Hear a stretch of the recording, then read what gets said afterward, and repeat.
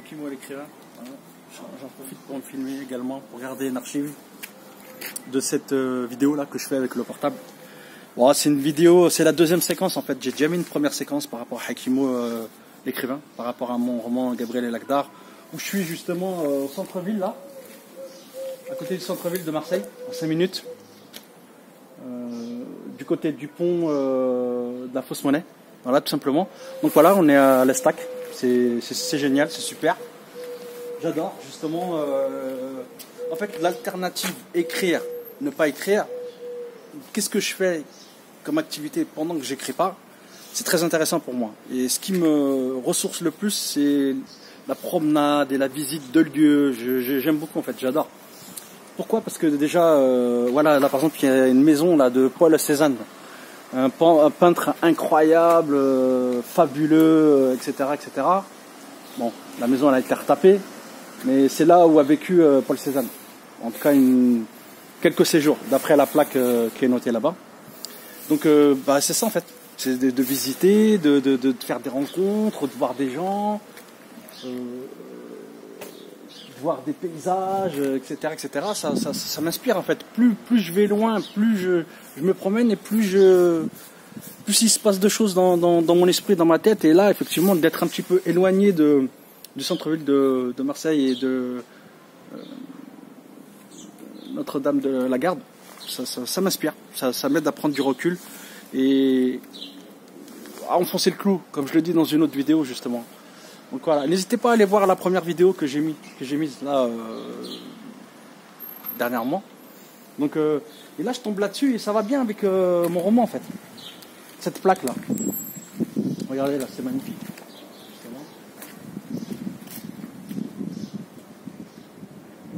va zoomer un petit peu, histoire de regarder. Vous voyez, regardez, là on voit plein de noms européens.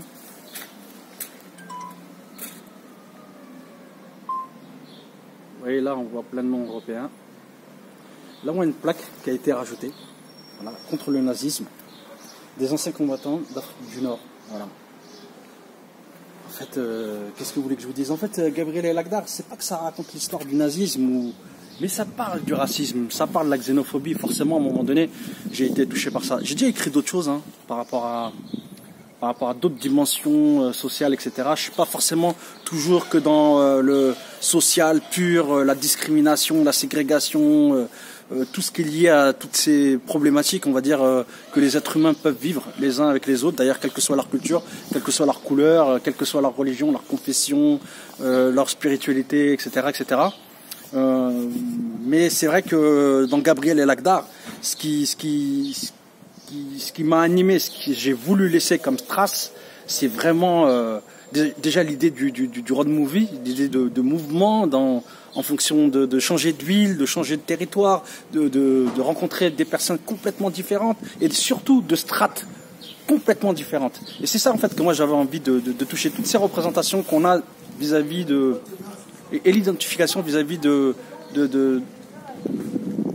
vis-à-vis de comment on pourrait dire, vis-à-vis des gens qu'on rencontre dans notre existence, parfois où on va passer du temps à discuter avec eux, parfois ça va être des amis, des connaissances, et qui ne font pas forcément partie de l'environnement dans lequel on a pu vivre, dans lequel on a pu évoluer et grandir. Et il y a des castes, et en fonction de ces castes, de ces strates sociales, on a des représentations. Et parfois on va s'identifier ou pas. Et on va faire en sorte finalement de se calquer à ce qui nous rassure le plus, ce qui nous sécurise le plus. Et là où Gabriel, le héros,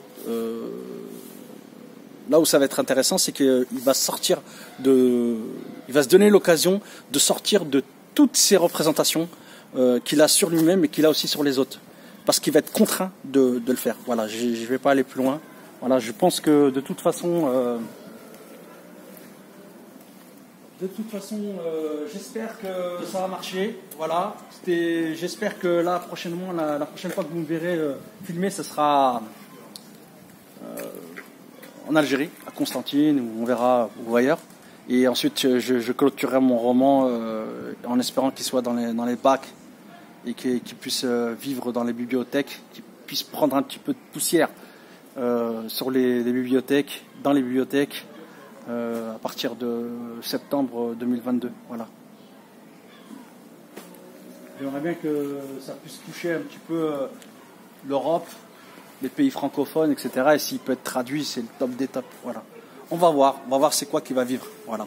Et ce que j'espère surtout, c'est à un moment donné le transformer et l'introduire dans l'histoire du cinéma.